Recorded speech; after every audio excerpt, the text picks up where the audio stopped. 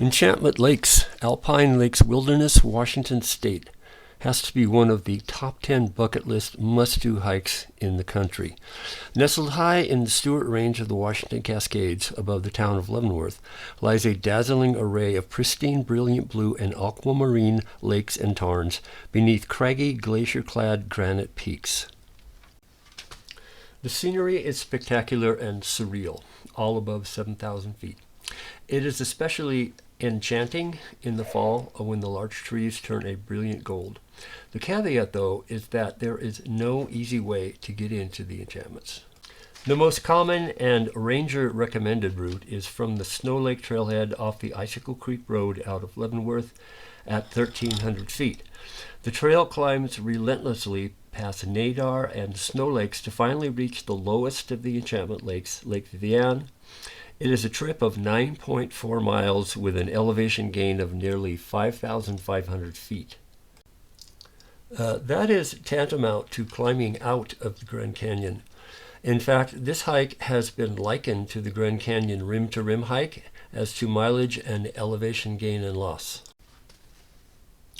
The other increasingly popular but highly frowned upon route is the Asgard Pass route. This starts at the Stewart Lake Trailhead and gains a little under 2,200 feet in 4 miles to Kolchak Lake, then another 1.7 miles around the lake to the base of the climb up Asgard, which includes a grueling and sketchy scramble over automobile-sized boulders at the south side of the lake. From the base of the draw up to the top of the pass, it gains another 2,300 feet in 3/4 mile. However, the trail, even if you could call it that, it's more like a rough, beaten path, is not so easy to find.